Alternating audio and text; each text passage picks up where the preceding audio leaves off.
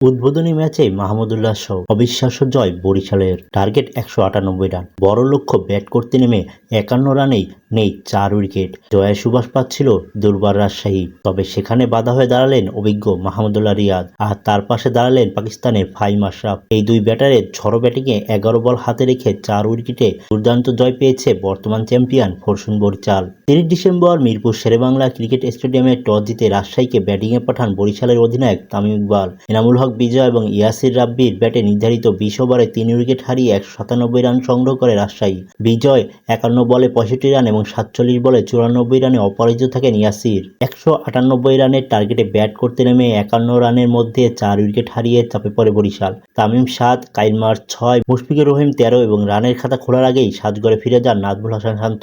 মাঝে দলের হাল ধরতে চেষ্টা করেন তাহিদ হৃদয় ও শাহিন আফ্রিদি, তবে দলীয় 61 রানে 23 বলে 32 রান করে ফিরে যান হৃদয়। এরপর মাহমুদুল্লাহকে সঙ্গে নিয়ে 51 রানের জুটি করেন শাহিন, তবে দলীয় 112 রানে 17 বলে 27 রান করে আউট হন শাহিন। এরপর ক্রিজে আসা ফাহিমকে সঙ্গে নিয়ে আগ্রাসী ব্যাটিং করতে থাকেন মাহমুদুল্লাহ। 5 ওভারে বরিশালের প্রয়োজন ছিল 58 রান। মাহমুদুল্লাহ ও ফাহিমের আগ্রাসী ব্যাটিংয়ে 11 বল হাতে রেখে 4 উইকেটের জয় পায় বরিশাল। দুজনেই তুলে নেন 50। মাহমুদুল্লাহ 26 বলে 56 এবং ফাহিম 21 বলে 54 রানে অপরাজিত থাকেন। রাজশাহীর পক্ষে তাসকিন আহমেদ দেন 3টি উইকেট।